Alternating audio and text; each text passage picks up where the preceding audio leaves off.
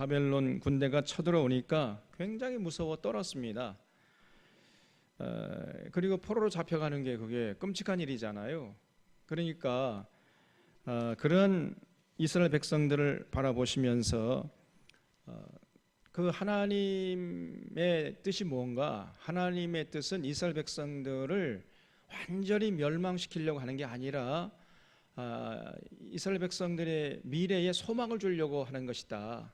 지금 이렇게 하나님이 바벨론 군대를 보내가지고 이스라엘 백성들을 치시는 것은 이스라엘 백성들이 미워서가 아니라는 거예요. 오히려 진실로 이스라엘 백성들을 사랑하기 때문에 이스라엘 백성들 잘 되라고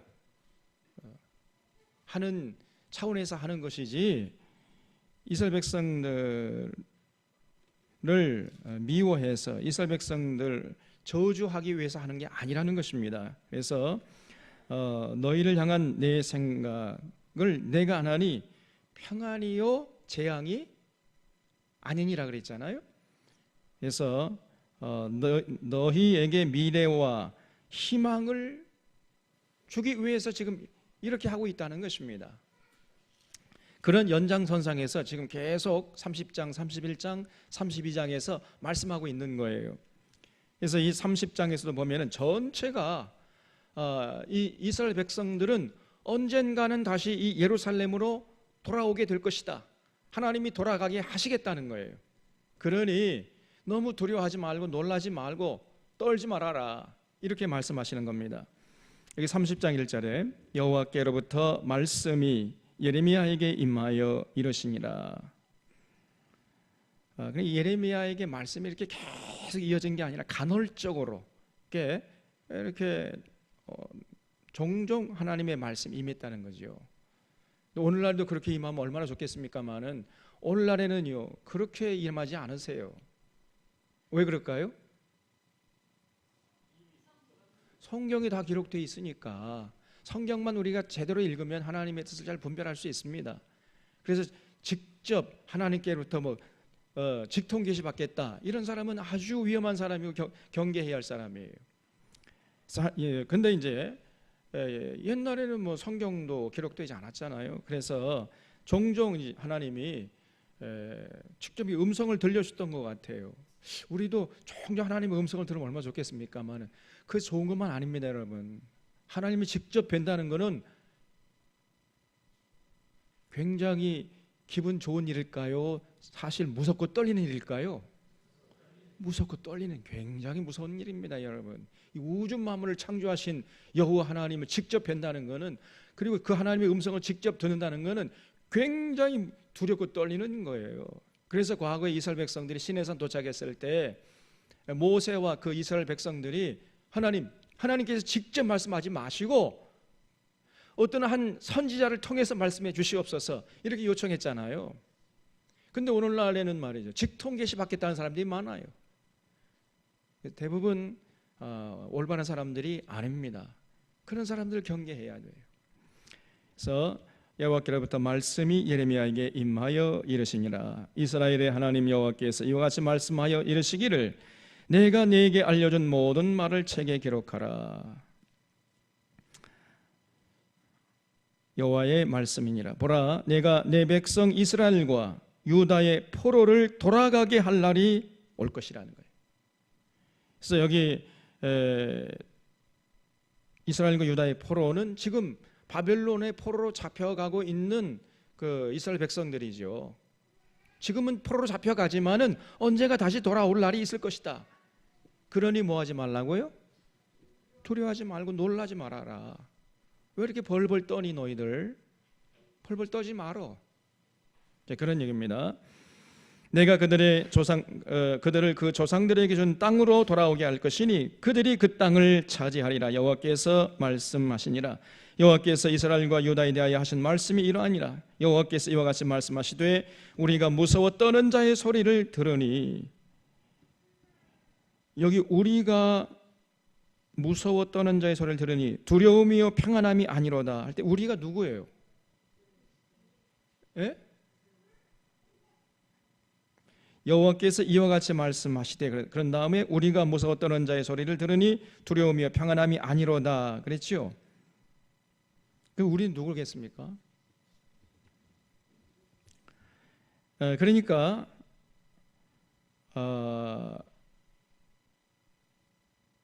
삼위일체 하나님이라고 볼 수 있겠죠. 삼위일체 하나님, 성부, 성자, 성령, 삼위일체 하나님이 보니까요, 무서워 떠는 자의 소리가 가득했어요. 당시 남유다에 두려움이며 평안함이 없고 그냥 벌벌 떠는 거예요. 그도 그럴 것이 바벨론 군대가 침공에 들어와 가지고 백두대낮에 청년들 총알바지로 사로잡아 가버리고 여성들 성폭행하고 그저 굴량미로 다 약탈하고 강탈하고 가니 얼마나 두려웠겠습니까, 여러분? 평안함이 없었습니다. 근데 그런 당시의 모습을 어떻게 묘사하면 6절에 보니까 너희는 자식을 해산하는 남자가 있는가 물어보라. 아니, 세상에 자식을 낳는 남자가 있습니까? 자식은 누가 낳아요? 여자가 낳잖아요. 근데 마치 자식을 낳는 여인들처럼 남자들이 그렇게 무서워 떨었다는 거예요. 여러분, 우리 남자들은 사실 그 아기를 출산하는 고통이 얼마나 큰 것인가를 잘 몰라요. 저도 우리 아내 아기 낳을 때 저는 목회한다고 이리 왔다 저리 갔다 하다 보니까 현장에도 없었고 그래서 근데 제가 지금 돌이켜 생각하면 그것이 좋은 게 아닌 것 같아요. 아기를 낳을 때 같이 있어줘야 되는데 우리 정지사님 같이 있어줬습니까? 와, 멋집니다. 근데 요즘 청년들은 젊은이들은 잘하는 것 같아요. 근데 우리 때만 해도 그런 생각이 별로 없었습니다. 그래서 여성 이 임산부 혼자 그냥 이제 아기를 낳으려고 병원 출산실로 들어가잖아요. 얼마나 참 짠한지. 또 혼자 이렇게 누워 있으면 굉장히 무서운 것 같아요. 그리고 그냥 보통 아기를 쑥 낳으면 좋은데 난 사람 경우에는 참 힘들잖아요. 그냥 하루 온종일 통증이 오고 그 아기는 안 나오고 그리고 정상적으로 안 나오고 거꾸로 나오고 발부터 나오고 이게 그러면 생명 왔다 갔다 하는 거 아닙니까? 그래서 여러분 여성보다 어머니는 강하다 이런 말이 있습니다. 여성은 어머니하고는 될 게 안 돼요. 될 게 없습니다. 그 아기를 낳아봐야 진짜 여성이에요. 아기를 낳지 않은 여성은 그 어머니의 강인함을 잘 모르는 거죠. 생명을 걸고 아기를 낳으니까요. 근데 남자들은 전혀 그런 경험이 없는 거죠. 저희 여성들 그렇게 아기 낳을 때 그렇게 두렵습니까? 얼마나 두려운가요, 그게? 사실 우리는 남자들은 잘 몰라요. 예? 잊어버렸어요 또?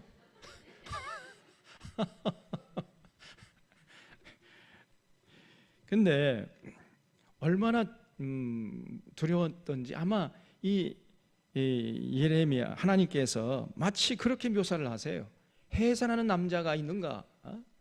마치 해산하는 여인들처럼 왜 그렇게 남자들이 두려워하는가? 이런 얘기죠.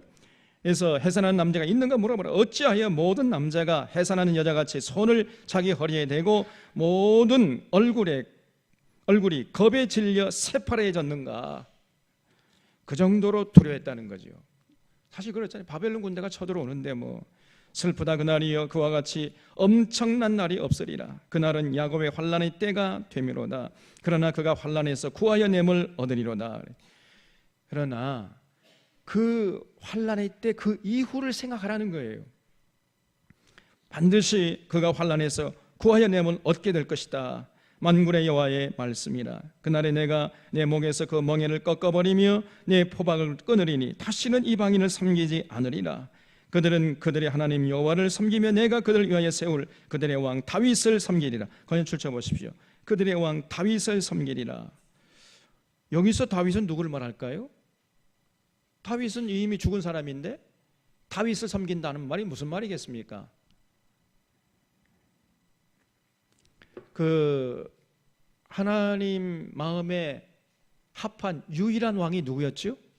다윗이었잖아요. 다윗만 보면요, 하나님이 그날은 기분이 좋은 날이에요. 저는 내 마음이 합한 사람이다. 그렇게 평가를 받은 유일한 왕이 다윗이었지 않습니까? 그래서 다윗은 아주 어렸을 때, 그 목동이었을 때, 왕이 되기 전에 목동이었잖아요. 목동은 그야말로 3대 업종이죠.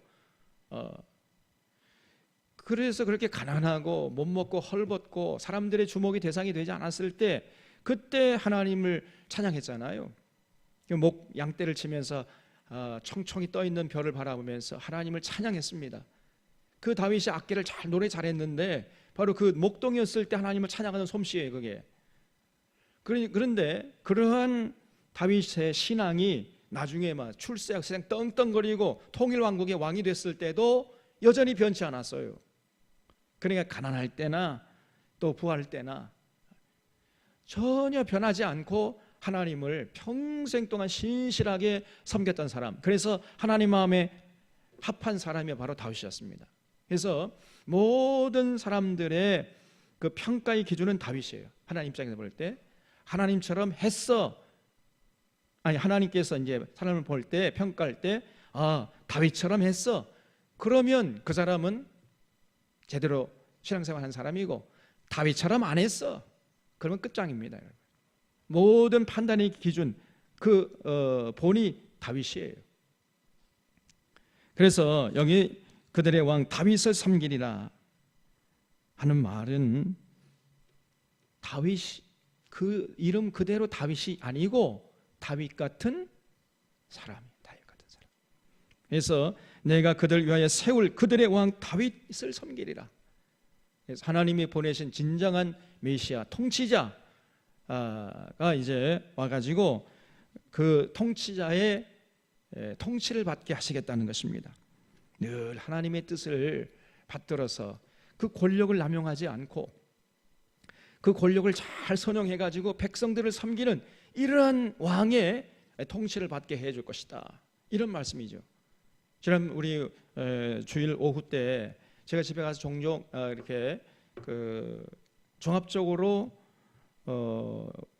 그때 수요 예배, 주일 오후 예배 때 우리가 토론한 거에 대해서 정리를 해 보니까요, 하나님이 그러니까 모든 왕을 세웠다, 그 로마서 13장 1절의 말씀, 모든 권세는 하나님께로부터 왔다 할 때 그 모든 권세는 하나님이 세우신 권세를 말하는 거죠. 다윗이 지금 뭐 독재자를 하나님이 세웠다는 주장하려고 쓴 책이 아니라 그랬잖아요. 그래서 그 하나님이 세우신 모든 권세는 반드시 선을 행하는 거죠. 수많은 사람들을 평안하게 더불어 사는 세상을 만들어 가지고 안전하게 살아가도록 도와주는 그런 일을 하는 거예요. 하나님이 세우신 모든 권세는. 그래서 그런 모든 권세에게는 뭐라고 그랬어요? 바울이 순종하라 그랬죠. 그래서 순종하는 그 구체적인 내용이 뭡니까?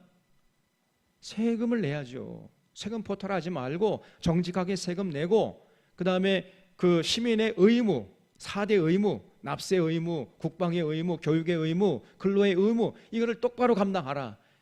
그것이 로마서 13장이잖아요. 그래서 독자자에게 순종하라, 그런 말을 하기 위해 쓴 게 아니라는 말씀드렸어요. 그러면 모든 권세라고 할 때 그 모든 권세는 하나님이 세우신 권세죠. 그래서 그러면 이제 어떤 집사님의 질문처럼, 아니 그러면 그 바벨론 군대, 그러면 느부갓네살은 그럼 하나님이 보내가지고 그 이스라엘 백성들 교육시키는데 사용하지 않으셨느냐? 그러면 그 바벨론 왕 느부갓네살도 하나님이 세우신 권세가 아니냐? 이제 여기에 가지고 우리가 논쟁했었잖아요.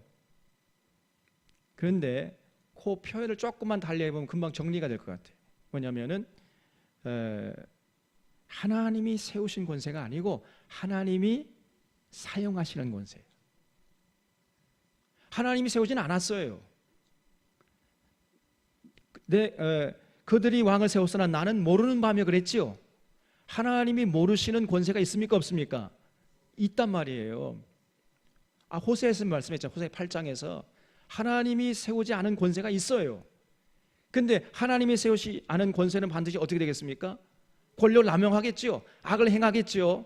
근데 그런 하나님이 세우지 않은 권세도 하나님이 씁니까 안 씁니까? 쓴단 말이에요. 이 차이예요. 이걸 정리를 못했던 것 같아요. 이제 이해가 되십니까? 하나님이 세우신 권세는 반드시 선을 행하시고, 그러나 하나님이 세우지 않은 권세도 있어요 없어요? 있습니다. 그러나 하나님이 세우지 않은 권세라 할지라도 하나님은 쓰신단 말이에요. 그래서 하나님의 뜻을 이루기 위한 도구로, 악의 도구로 쓰는 거죠.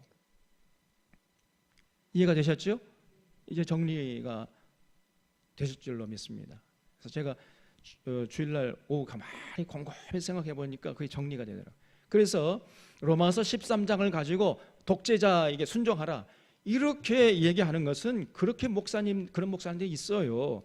그거는 아주 잘못된 목사님이다.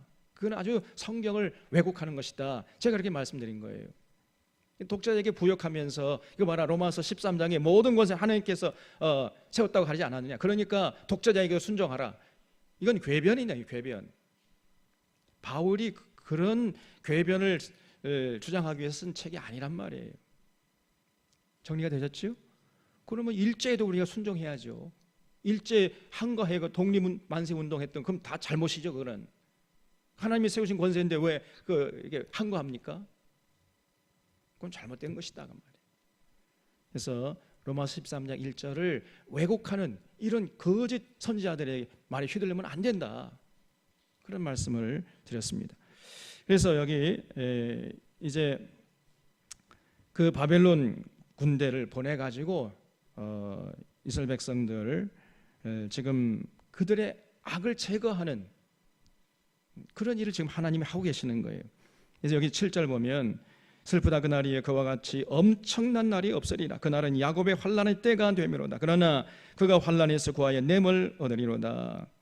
만군의 여호와의 말씀, 그날에 내가 내 목에서 그 멍에를 꺾어버리며 내 포박을 끊으리니 다시는 이방인을 섬기지 않으리라 그래서요. 그래서 여기 8절에 내가 내 목에서 그 멍에를 꺾어버리며 내 포박을 끊을 것이다. 그래서 하나님께서 이제 바벨론을 무너뜨려서 이스라엘 백성들 해방시켜 가지고 예루살렘을 다시 돌아오게 하시겠다, 이런 얘기입니다. 그래서 결국은 하나님이 세우신 다윗 같은 그런 왕의 통치를 받게 하시겠다, 그런 얘기죠. 10절 여호와의 말씀이니 그러므로 나의 종 야곱아 너는 두려워하지 말라. 이스라엘아 놀라지 말라. 내가 너를 먼 곳으로부터 구원하고 내 자손을 잡혀가 있는 땅에서 구원하리니 야곱이 돌아와서 태평과 안락을 누릴 것이며 두렵게 할 자가 없으리라. 여호와의 말씀이라. 내가 너와 함께 있어 너를 구원할 것이라. 너를 흩었던 그 모든 이방을 내가 멸망시키리라. 그럴지라도 너만은 멸망시키지 아니하리라. 그러나 내가 벌에 따라 너를 징계할 것이요 결코 무죄한 자로만 여기지는 아니하리로다. 11절 중요한 얘기입니다.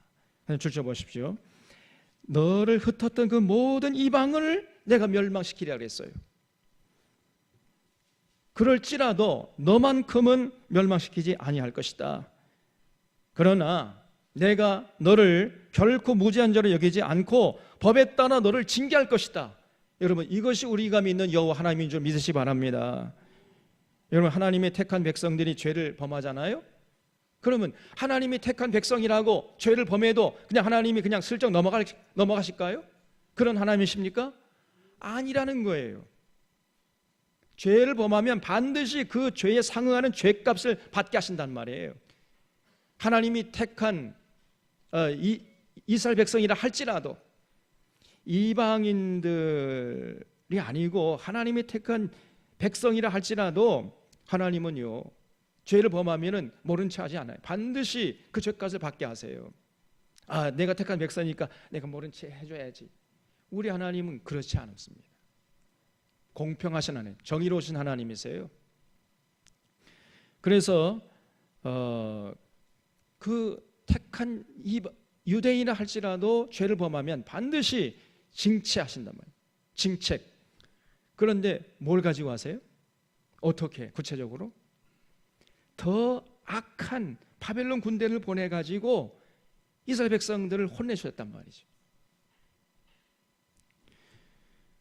그래서 그 이스라엘 백성들의 죗값을 받게 한 다음에 그러면 그 이스라엘 백성들을 혼내준 이스라엘 백성들보다 더 악한 바벨론 군대 그러면 어떻게 하시겠는가?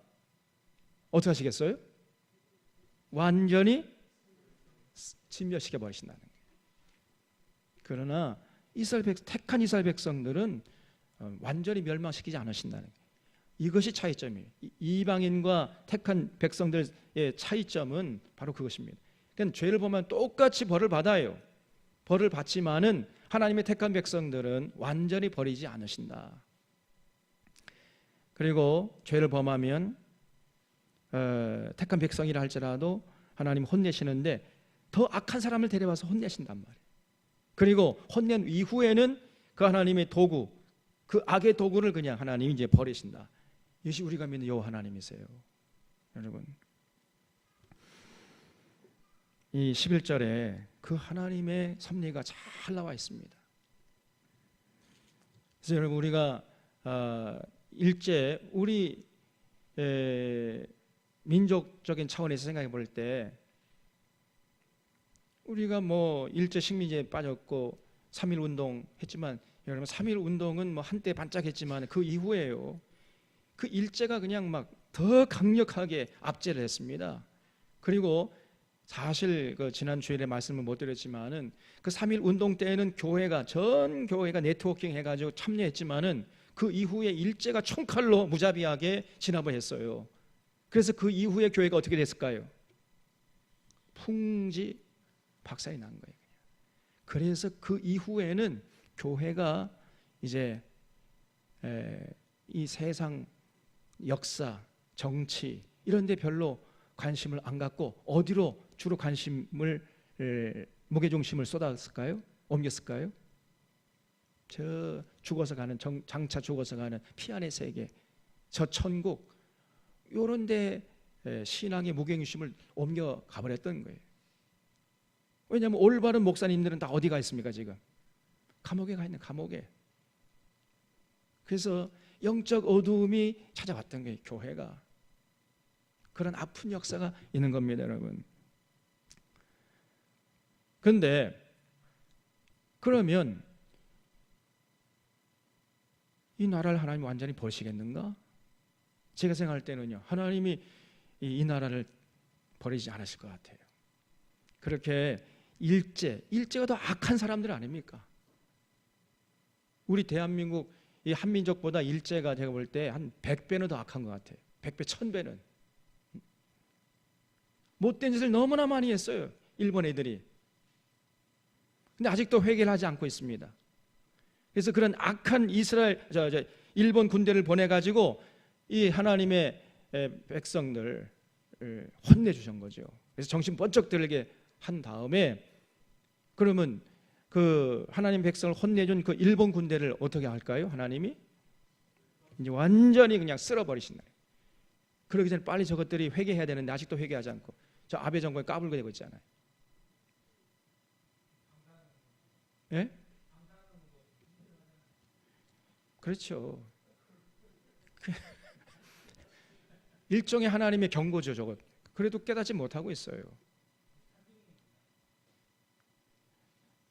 글쎄 더 갈 것 같습니다. 제가 볼 때 어떤 분들은 일본의 국군은 완전히 꺾였다 이런 얘기를 합니다. 근데 이제 아베가 지금 뭐 후쿠시마 그쪽으로 다시 그 고향을 떠났던 사람들 다시 돌아가게 하는 이런 정책을 지금 펴고 있는가 봐요. 그냥 죽으라 하고 있습니다. 그래서 일본 여러분 너무 부러워할 건 없고 두려워할 것도 없어요. 하나님이 저 일본을 가만두지 않을 것 같아요. 내가 볼 때 완전히 쓸어버린다. 지금 그런 얘기입니다. 이해가 되십니까? 여기 11절이 내가 흩었던 그 모든 이방을 너를 흩었던 그 모든 이방을 내가 멸망시키리라. 그럴지라도 너만은 멸망시키지 아니하리라. 그러나 너도 하나님이 죄 없는 자로 무고한 자로 여기지 않겠다는 거예요. 택한 백성들 죄를 범하면 반드시 징책하시는 하나님이십니다. 12절 여호와께서 이와 같이 말씀하시니라. 내 상처는 고칠 수 없고 내 부상은 중하도다. 내 송사를 처리할 재판관이 없고 내 상처에는 약도 없고 처방도 없도다. 너를 사랑하던 자가 다 너를 잊고 찾지 아니하니 이는 내 악행이 많고 내 죄가 많기 때문에 나는 너의 원수가 당할 고난을 네가 받게 하며 잔인한 징계를 내렸도다. 이스라엘 백성들이 무슨 악행을 많이 저질렀습니까, 여러분? 자, 앞을 보세요. 이스라엘 백성들이, 하나님의 택한 백성들이 하나님 앞에서 저지른 죄악이 뭡니까? 과연 이 사람들이 열심히 예배드려 제사 드렸잖아요. 제물을 갖다 바치고 기도도 많이 하고 찬양도 많이 하고. 도대체 이스라엘 백성들이 뭘 그렇게 잘못했길래 하나님께 저렇게 화를 내시는 겁니까? 뭘 잘못했지요? 하나님과 맺은 언약을 지키지 않았던 거예요. 여러분, 삶의 현장에 나가서 하나님과 맺은 언약대로 살아야 되는데 안 산 거지요. 그런 상태에 와가지고 뭐 제물 갖다 바치고 제사 드리고 뭐 기도한다 할지라도 하나님이 기뻐하지 않으신다는 것입니다, 여러분. 그러면 하나님과 맺은 언약의 핵심이 뭐죠? 하나님을 사랑하고 이웃을 사랑하라. 하나님 사랑과 이웃 사랑이에요. 하나님을 사랑하고 그리고 이웃을 사랑하는, 더불어 사는 세상을 만드는데 헌신하라. 그런데 이 이스라엘 백성들이요, 그렇게 살지는 않았어요. 삶의 현장에 나가서는 하나님 사랑하지 않았습니다. 그리고 더불어 사는 세상을 위해서 헌신하지 않고 자기 혼자 잘 먹고 잘 살고 출세하고, 그러면 배부르고 등 따스면 그것으로 그저 족하고, 이런 삶을 추구했단 말이죠. 그것이 이스라엘 백성들이 하나님 앞에서 지은 악행이에요. 그렇기 때문에 하나님이 분노하셨다는 것입니다. 오늘도 마찬가지입니다. 우리를 판단하시는 평가의 기준은 똑같아요. 예배를 얼마나 많이 드리느냐.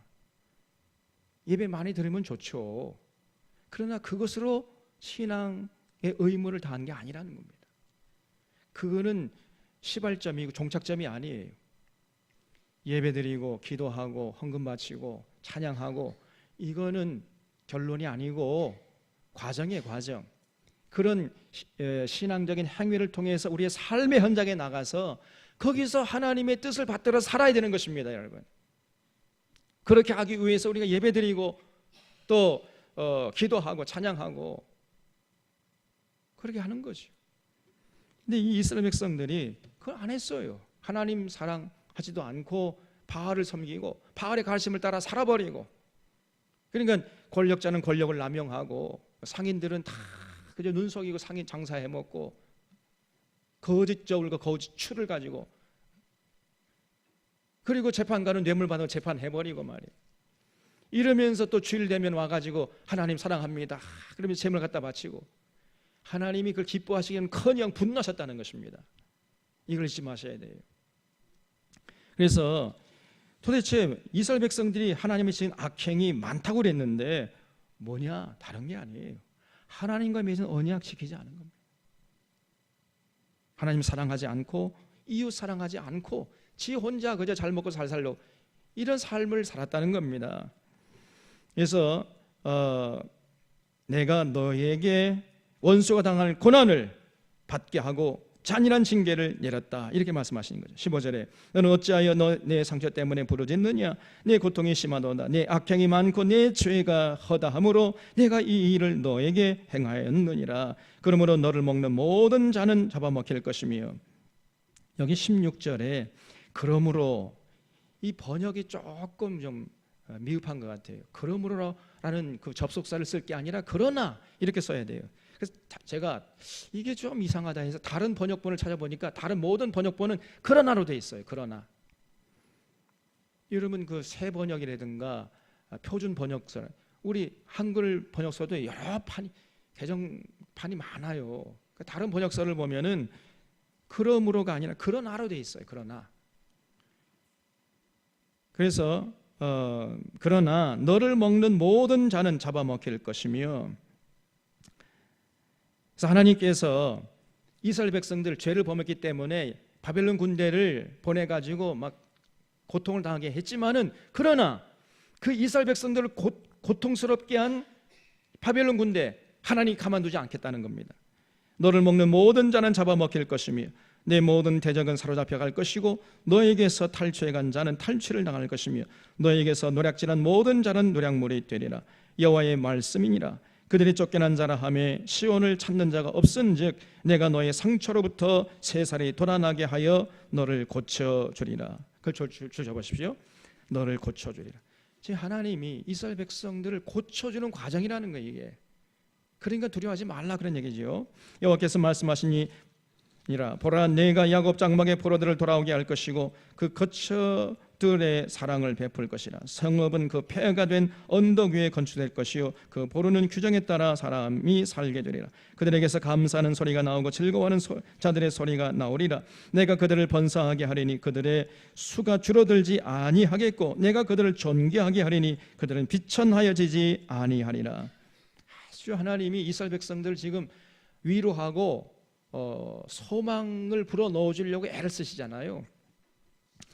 그의 자손은 예전과 같겠고 그 회중은 내 앞에 굳게 설 것이며 그를 압박하는 모든 사람은 내가 다 벌하리라. 그 영도자는 그들 중에서 나올 것이요 그 통치자도 그들 중에서 나오리라. 내가 그를 가까이 오게 하리니 그가 내게 가까이 오리라. 참으로 담대한 마음으로 내게 가까이 올 자가 누구냐. 여호와의 말씀이니라. 너희는 내 백성이 되겠고 나는 너희들의 하나님이 되리라.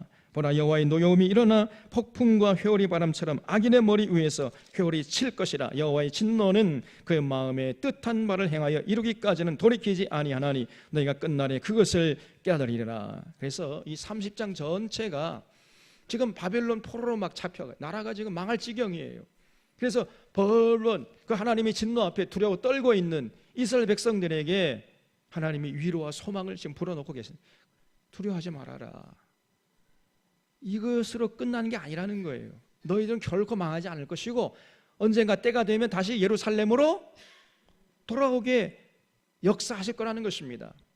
이런 내용이에요. 30장이. 그럼 31장 보겠습니다. 여호와의 말씀이니라. 그때에 그렇게 이제 예루살렘으로 돌아오게 해서 그때 내가 이스라엘의 모든 종족의 하나님이 되고 그들은 내 백성이 되리라. 여호와께서 이같이 말씀하시니라. 칼에서 벗어난 백성이 광야에서 은혜를 입었나니 곧 내가 이스라엘로 안식을 얻게 하러 갈 때라. 옛적에 여호와께서 나에게 나타나사 내가 영원한 사랑으로 너를 사랑하기 위해 인자함으로 너를 이끌었다 하였노라.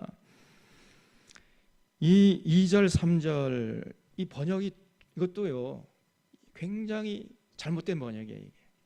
이게 무슨 뜻입니까 도대체가? 이거 100번 읽어봐도 무슨 말인지 모르겠어요. 2절 한번 다시 읽어보면 여호와께서 이같이 말씀하시니라. 칼에서 벗어난 백성이 광야에서 은혜를 입었나니 곧 내가 이스라엘로 안식을 얻게 하러 갈 때라. 옛적에 여호와께서 나에게 나타나사 내가 영원한 사랑으로 너를 사랑하기에 인자함으로 너를 이끌어. 이게 무슨 말이에요 도대체가? 그래서 제가 원어를 찾아보니까 이게요 2절 하반절에 내가 이스라엘로 안식을 얻게 하러 갈 때라 할 때 이 내가는 없어요. 이 번역이 조금 잘못됐어요. 이게 무슨 말이냐면 그냥 이 원어에 보면은요 이스라엘 나가 하락 이렇게 돼 있어요. 이스라엘 나가 하락 이렇게 돼 있습니다. 이거는 무슨 말이냐면은 이스라엘이 안식처를 찾아 나섰을 때 그런 얘기입니다. 안식처를 찾아 나선 이스라엘에게 이런 얘기예요. 하나님이 그들을 가만히 내버려 두지 않고 그들과 함께 하셨다. 지금 이 말씀을 하고 있는 거거든요. 그래서 2절과 3절 연결시키면요 그러니까 2절 하반절에 이스라엘이 안식을 찾아 나섰을 때 그때 옛적의 여호와께서 이스라엘에게 나타나 이 나에게 나타나사 그러니까 이스라엘에게 나타나사 내가 여기 내가는 누구죠? 하나님 여호와 하나님 내가 영원한 사랑으로 이스라엘을 너를 사랑하기 인자함으로 너를 이끌었다 하였노라 이런 뜻입니다. 그래서 2절 하반절에 이 곧 내가 할 때 내가는 원래 원어에 보면 없어요. 그래서 이스라엘이 안식을 찾아 나섰을 때 그때 이스라엘에게 여호와께서 나타나 가지고 내가 너를 영원한 사랑으로 이끌었다 이런 뜻입니다. 이게. 이 2절 3절이 조금 번역이 좀 너무 복잡하게 이렇게 해놔가지고 무슨 뜻인지 알 수 없게 만들어놨어요. 그래서 4절에 처녀 이스라엘아 내가 다시 너를 세우리니 내가 세움을 입을 것이요 내가 다시 소고를 들고 즐거워하는 자들과 함께 춤추며 나오리라. 내가 다시 사마리아 산들의 포도나무를 심되 심는 자가 그 열매를 따기 시작하리라. 에브라임 산 위에서 파수꾼이 외치는 날이 있을 것이라. 이르기를 너희는 일어나 우리가 시온에 올라가서 우리 하나님 여호와께로 나가자 하리라. 그래서 이제 여호와 하나님께서 이스라엘 백성들 포로에서 돌아오게 해가지고 예루살렘을 다시금 번창시켜 주시겠다 이렇게 약속하시는 거예요. 7절에 여호와께서 이와 같이 말씀하시니라. 너희는 여러 민족 앞에 서서 야곱을 위하여 기뻐 외치라. 너희는 전파하며 찬양하며 말하라. 여호와여 주의 백성 이스라엘 남은 자를 구원하소서 하라. 보라 나는 그들을 북쪽 땅에서 인도하여 땅 끝에서부터 모으리라. 바벨론이 어디에 있었죠? 이스라엘의 북쪽에 있죠. 그래서 이제 바벨론 포로로 잡혀가 있던 그 북쪽 땅에서부터 이스라엘 백성들 인도해가지고 땅 끝에서부터 모을 것이다. 그들 중에는 맹인과 다리 저는 사람과 잉태한 여인과 해산하는 여인이 함께 있으며 큰 무리를 이루어 이곳으로 돌아오리라. 그들이 울며 돌아오리 나의 인도함을 받고 간구할 때 내가 그들을 넘어지지 아니하고 물 있는 계곡에 곧은 길로 가게 하리라. 나는 이스라엘의 아버지요 에브라임은 나의 장자니라. 이방인들이여 너희는 여호와의 말씀을 듣고 먼 섬에 전파에 이르기를 이스라엘을 흩으신 자가 그를 모으시고 목자가 그 양떼에게 행함같이 그를 지키시리로다. 여호와께서 야곱을 구원하시되 그들보다 강한 자의 손에서 속량하셨으니 그들이 와서 시온의 높은 곳에서 찬송하며 여호와의 복 곧 곡식과 새 포도주와 기름과 어린 양의 떼와 소의 떼를 얻고 크게 기뻐하리라. 이 이스라엘 백성들 다시 이제 예루살렘이 돌아오면요 하나님께서 예루살렘을 회복시켜 가지고 마치 그 예루살렘이 물된 동산 같은 이런 사람들로 가득 찬 곳이 될 것이다. 그 심령은 물된 동산 같겠고 다시는 근심이 없으리로다 할지어다. 그때의 처녀는 춤추며 즐거워하겠고 청년과 노인은 함께 즐거워하리니 내가 그들의 슬픔을 돌려서 즐겁게 하며 그들을 위로하여 그들의 근심으로부터 기쁨을 얻게 할 것임이라. 내가 기름으로 제사장들의 마음을 흡족하게 하며 내 복으로 내 백성을 만족하게 하리라. 여호와의 말씀이니라.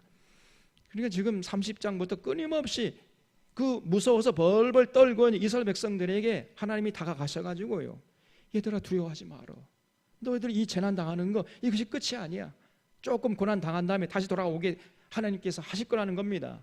그래서 그 예루살렘을 다시 회복시켜 주실 테니까 두려워하지 말라. 이제 예루살렘은 마치 그 심령이 물된 동산 같은 이런 사람들로 가득 차게 될 것이라는 거예요. 15절 여호와께서 이와 같이 말씀하시니라. 라마에서 슬퍼하며 통곡하는 소리가 들리니 라마에 주셔보십시오.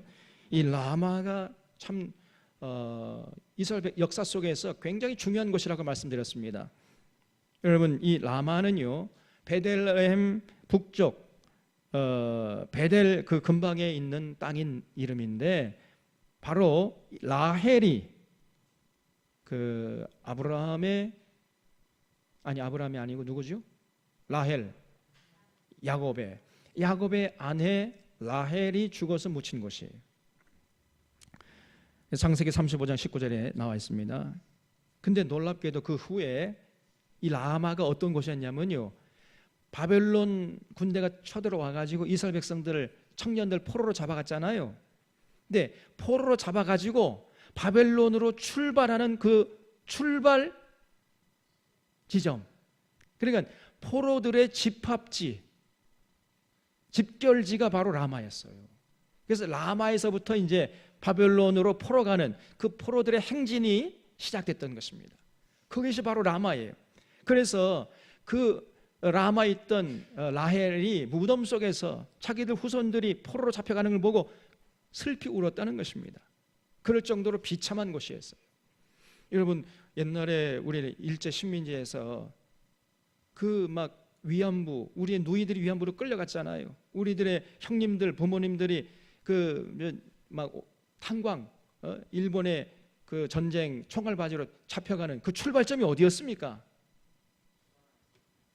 부산 또 군산 뭐 이런 것 아니었어요? 라마가 바로 그런 곳이었단 말이에요. 그래서 라마에서 슬퍼하며 통곡하는 소리가 들리니 라헬이 그 자식 때문에 애곡하는 것이라. 그가 자식이 없어져서 위로받기를 거절하는도다. 그래서 이 무덤에 있던 이 라헬이 그 자신의 자식들이 막 포로 잡혀가는 모습을 보면서 슬퍼하는, 위로받기를 거절하는 것처럼 그렇게 큰 슬픔이 있었다는 거죠. 16절, 여호와께서 이와 같이 말씀하시니라. 내 울음소리와 내 눈물을 멈춰라. 내 일에 삭슬 받을 것인즉 그들이 그의 대적의 땅에서 돌아오리라. 계속 돌아오리라 말씀하시죠. 그러니 낙심하지 말아라는 말이죠. 여호와의 말씀이니라. 너의 장래에 소망이 있을 것이라. 줄 쳐보세요. 장래에 소망이 있을 것이다. 이게 끝이 아니라는 겁니다. 하나님의 택한 백성들은요, 절대로 낙심할 필요가 없어요. 절망한다는 것은 있을 수가 없는 일입니다. 너의 자녀가 자기들의 지경으로 돌아오리라. 여호와의 말씀이니라. 에브라임이 스스로 탄식함을 내가 분명히 들었노니 주께서 나를 징벌하시며 멍에에 익숙하지 못한 송아지 같은 내가 징벌을 받았나이다. 주는 나의 하나님 여호와이시니 나를 이끌어 돌이키소서. 그리하시면 내가 돌아오겠나이다. 내가 돌이킨 후에 뉘우쳤고 내가 교훈을 받은 후에 내 볼기를 쳤사오니 이런 어렸을 때의 치욕을 침으로 부끄럽고 욕됨이니이다 하도다. 에브라임은 나의 사랑하는 아들, 기뻐하는 자식이 아니냐. 내가 그를 책망하여 말할 때마다 깊이 생각하노라. 그러므로 그를 위하여 내 창자가 들끓으니 내가 반드시 그를 불쌍히 여기리라. 여호와의 말씀. 그건 줄쳐보십시오. 20절에 그러므로 그를 위하여 내 창자가 들끓으니 내가 반드시 그를 불쌍히 여기리라. 여러분, 우리 잡을 보세요. 우리 여호와 하나님께서 그 사랑하는 이스라엘 백성들을 바벨론 군대를 보내가지고 치실 때 그때 그 하나님의 심정이 어떠했겠는가. 너 이놈의 새끼들 왜 이렇게 말을 안 들어? 죽어라, 죽어! 이러면서 바벨론 군대를 보내가지고 치게 했을까요? 피눈물을 흘리면서 바벨론 군대를 보냈을까요? 전자일까요? 후자일까요? 네? 후자죠. 하나님이 바벨론 군대를 보내실 때는요, 그 마음속에 피눈물이 흘렀단 말이죠. 그게 하나님의 심정이십니다. 우리가 이제 집에 가면은 아버지가 계시잖아요. 저도 지금 생각해 보면 아버지에게 좀 못할 짓을 많이 했어요. 우리 아버지는 말씀이 없으셔요. 그냥 속으로 삭히시는 분이에요. 그러다가 참다 이년아 이리 와, 이놈의 새끼, 그냥 나가 죽어, 이놈의 새끼야. 그럼 나가 죽으라는 얘기요, 그게? 예? 그 무슨 얘기입니까? 그러면 너 제발 좀 정신 차려라, 그런 얘기 아닙니까? 이게 나가 죽으라고 해서 나가 죽는 자식이 있어요? 그러면? 그럼 멍청한 거죠. 그거는 우리 아버지가 날 이렇게 생각하시는구나. 그 아버지의 진한 사랑을 마음에 새기고 이제 아버지께 돌아와서 아버지 말씀 잘 들어야 할 거 아니에요. 너 이놈의 새끼 종아리 걷어, 그냥 막 다리 몽둥이 부러지도록 칠 때 여러분, 그 부모님의 심정은요, 그 마음속에 피눈물이 흐르는 거예요. 자식 잘 되라고 때리는 거 아닙니까? 그게. 그런데 자식들은요, 네 자식 죽여라, 죽여 그냥 이러고 회개하지 않아요. 그 부모 심정을 모르는 것입니다. 똑같아요. 하나님이 아무리 해도 안 들어요. 바알 섬기지 말아라, 나와 맺은 언약 지켜라, 그래야 너희들이 행복하다. 아무리 예언자를 보내고 또 목이 쉬도록 외쳤지만은 안 들었잖아요. 그래서 이제 할 수 없이 마지막 수단으로 바벨론 군대를 보낸 거예요. 저 악한 바벨론 군대, 잔인한 바벨론 군대. 그래가지고 막 이스라엘 백성들 때리게 했을 때 하나님의 심정이 내 창자가 들끓는 것 같았다는 거예요. 들끓는 것 같았다. 여러분, 이런 고통을 우리가 뭐라고 표현하죠? 단장의 고통이에요. 단장의 창자가 끊어지는 고통. 여러분, 그런 고통 한번 느껴보셨습니까? 그것이 하나님의 마음이에요. 하나님께서 바벨 군대가 보내가지고 이스라엘 백성을 치실 때의 하나님의 심정은 창자가 끊어지는 그런 고통을 느끼면서 그렇게 하셨다는 겁니다. 여러분, 이런 하나님의 심정을 우리 사랑하는 사랑하는 교우들은 마음속에 새길 수 있기를 주님의 이름으로 부탁을 드립니다. 여러분, 하나님이 너 이놈 새끼다 한번 맛 좀 봐라, 그냥 고소하다, 쌤통이다, 이런 식으로 때리신 게 아니에요. 피눈물을 흘리며 때리셨다니까. 그렇게 안 하면 저것들은 전부 다 저주받을 인생이 될 수밖에 없으니까 그건 하나님이 두고 볼 수가 없잖아요. 그래서 바벨론 군대를 보내셨던 것입니다. 그런 하나님의 심정을 헤아릴 수 있어야 돼. 내 창자가 들끓으니 내가 반드시 그를 불쌍히 여기리라. 그래서 결국 이스라엘 백성들 잘 들어가는 것이라는 거예요. 그러니 두려워하지 말아라, 놀라지 말아라, 그런 얘기입니다. 21절 처녀 이스라엘아, 너의 이정표를 세우며 너의 편말을 만들고 큰 길 곧 내가 전에 가던 길을 마음에 두라. 돌아오라, 내 성읍들로 돌아오라. 반역한 딸아. 이 반역한 딸이 누구요? 이스라엘이죠. 반역한, 이 반역이란 말이 패역이란 말이에요. 패역. 다시 말씀드리면 신실하지 못하고 행실이 옳지 못해요. 그냥 이스라엘 백성들이 그랬다는 거지요. 내가 어느 때까지 방황하겠느냐? 여호와가 새 일을 세상에 창조하였나니 곧 여자가 남자를 둘러싸리라. 이게 도대체 무슨 말입니까? 22절도 여자가 남자를 둘러싸리라. 이게 무슨 말이에요? 여기서 여자는 누구죠? 이스라엘. 그러면 남자는? 남자가 누구예요? 그래서 여기 21절, 22절을 같이 종합적으로 살펴야 돼요. 처녀 이스라엘, 이스라엘이 반역했다고 그랬지요. 다시 말해서 행실이 옳지 못했어요. 이 남자만 보면 그냥 껄떡거려가 입에 침을 질질 흘리며 남자 따라다녔잖아요.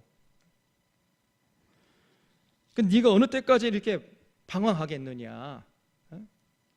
그래서 여호와께서 이제는 새 일을 세상에 창조하실 것이라는 거예요. 그게 뭐냐? 곧 여자가 남자를 둘러싸리라. 그럼 이게 무슨 뜻이겠어요?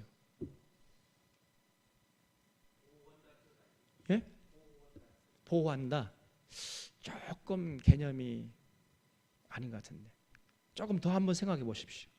여자가 남자, 여자가 이거는 반역한 딸이죠. 이스라엘 백성들 행실이 옳지 못하고 남자만 보면 침을 질질 흘리며 따라갔던 이런 여자가 이제 새 일을 할 것이라는 거예요.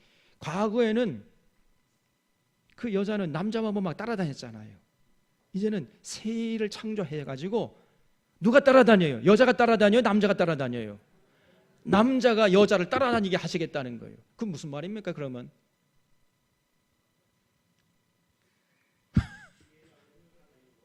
예. 예?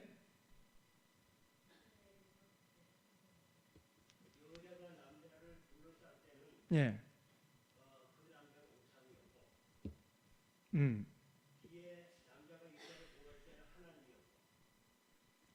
아니 남자 한 번밖에 없어요.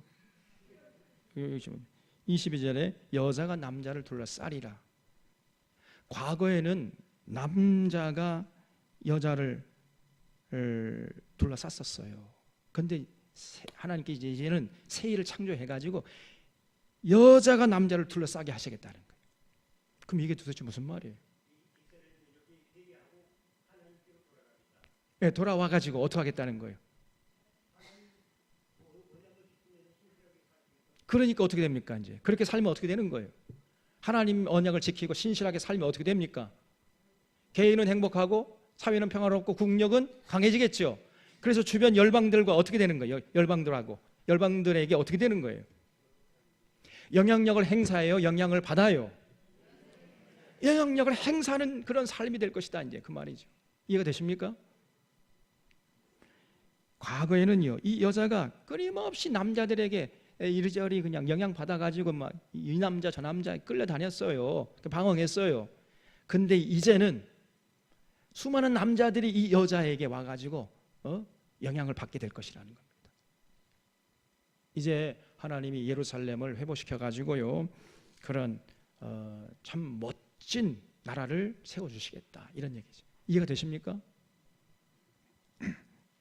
23절 만군의 여호와 이스라엘의 하나님께서 이와 같이 말씀하시니라. 내가 그 사로잡힌 자를 돌아오게 할 때에 그들이 유다 땅과 그 성읍들에서 다시 이 말을 쓰리니 곧 의로운 처소의 거룩한 산이 여호와께서 내게 복 주시기를 원하노라 할 것이며 유다와 그 모든 성읍의 농부와 양떼를 인도하는 자가 거기에 함께 살리니 이는 내가 그 피곤한 심령을 상쾌하게 하며 모든 연약한 심령을 만족하게 하였음이라 하시기로 내가 깨어보니 내 잠이 달았더라.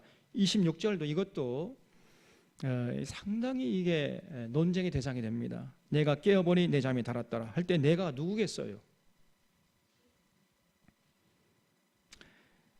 이 두 가지 해석이 있습니다. 내가 깨어보니 내 잠이 달았더라. 이것은 예레미야가 하나님의 음성을 듣고 이제 퍼뜩 잠이 깼다 이런 뜻으로 이해할 수가 있어요.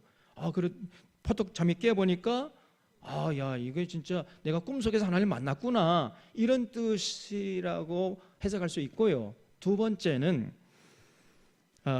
그때의 백성이 잠에서 깨어나 눈을 떠보니 아이고 아주 내가 단잠을 잤구나 이렇게 고백하게 될 것이라는 거예요.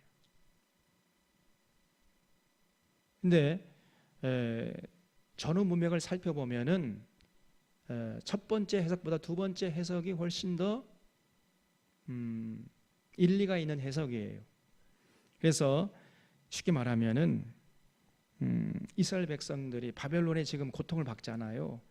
그 바벨론에 의해서 고통받는 그 시간, 그 기간이 마치 그냥 한잠 자고 일어나는 것, 깨어나는 것처럼 그렇게 느껴지게 하시겠다는 거예요.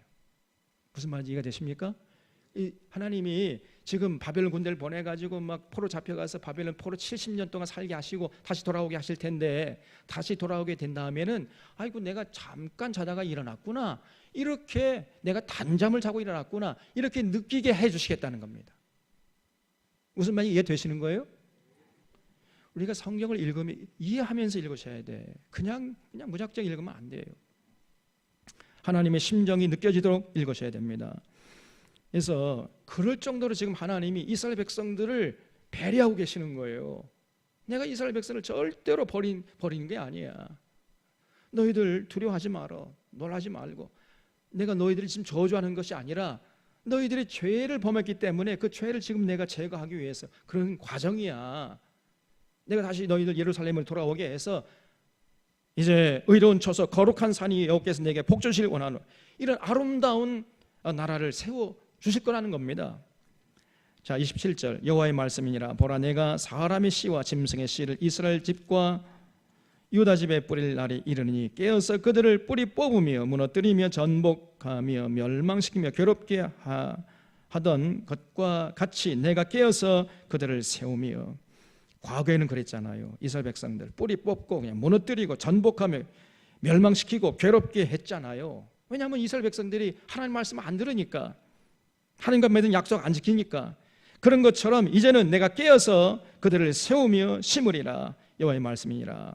그때 그들이 말하기를 다시는 아버지가 신포도를 먹었으므로 아들들의 이가 시다 하지 아니하겠고 신포도를 먹는 자마다 그의 이가 신 것 같이 누구나 자기의 죄악으로 말미암아 죽으리라 그랬어요.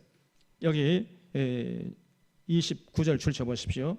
아버지가 신포도를 먹었으므로 아들들의 이가 시다. 이게 바로 유대인들의 속담이에요. 그러니까 자기 이빨이 신 것은 내 탓이 아니고 누구 탓이라는 거예요. 조상 탓. 아버지, 우리 조상들이 포도를 많이 먹어가지고 내가 지금 이가 시다. 이게 조상 탓을 한다는 거죠. 여러분 우리 한국 교회에 지금 굉장히 많이 팔린 책 중에 하나가 뭐냐면은 가게에 흐르는 저주를 끊으라 이런 책이 아주 베스트셀러였어요. 오랫동안. 그걸 누가 썼느냐? 이호윤 목사라는 사람이 썼어요. 이호윤 목사님.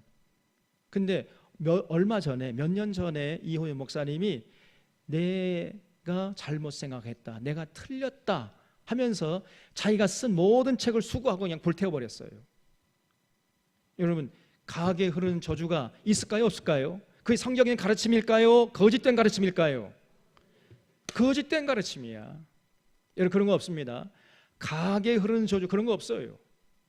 우리 하나님은 그 죄를 범한 그 사람에게만 죄값을 물으시는 하나님이세요. 우리 하나님 그 자비하신 하나님이시죠. 그래서 출애굽기 20장에 보면 하나님을 사랑하는 자에게는 1000대까지 은혜를 베푸시고 하나님을 사랑하지 않는 자는 몇 대까지? 3대나 4대, 3, 4대까지만 벌 주신다 그랬어요. 그 정도로 자비하신 하나님이세요. 그래서 신명기에 보면은 그 죄를 범한 그 사람에게만 죄값을 묻겠다는 거예요. 그 아들에게, 그 후손에게 죄를 물으시는 하나님이십니까? 아니십니까? 아니라는 거예요. 꼭 잊지 마세요. 그러니까 가하게 그런 저주가 있어요, 없어요? 없습니다. 그런 거 없어요. 만약에 가하게 그런 저주가 있다고 믿으면 어떻게 됩니까? 만약에 어떤 불행한 일이 생기면 자기를 돌아보겠어요? 자기 조상 탓을 하겠어요? 조상 탓을 하잖아요. 그러면 안 되잖아요. 형통할 때는 기뻐하고 곤고할 때는 생각하라 그래서 자신을 돌아봐야 되거든요. 공부할 때는. 그러라고 하나님이 고난을 보내신 건데 자기를 돌아볼 생각 안 하고 자꾸만 환경 탓을 하고 부모 탓을 하고 조상 탓을 해버려요.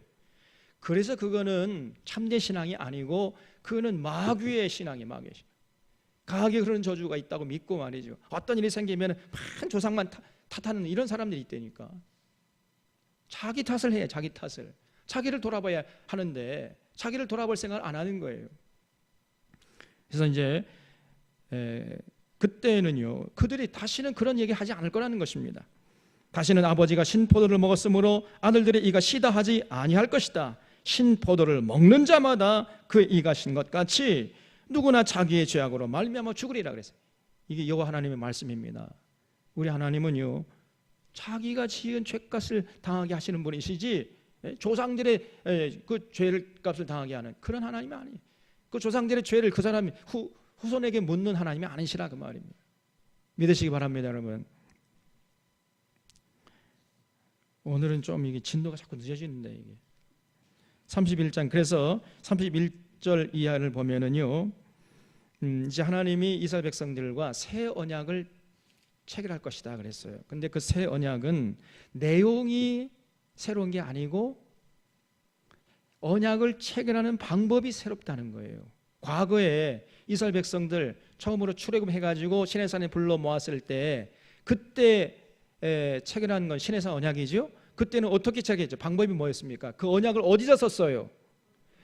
돌판에서 썼잖아요. 돌판에서 쓰니까 자꾸 잊어버리잖아 이 사람들이.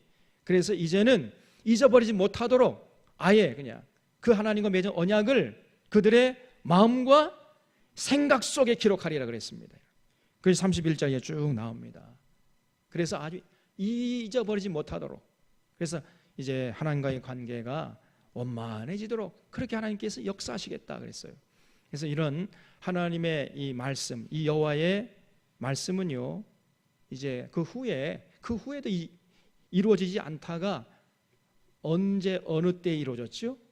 예수 그리스도께서 이 땅에 오신 다음에 그 다음에 이루어진 거예요. 그래서 히브리서 8장 10절에 보면은 이제 예수 그리스도께서 그 구원받은 자들에게 하나님의 법을 잊어버리지 않도록 마음 신비에다가 그냥 하나님의 법을 기록해놨다. 그런 기록이 나와요.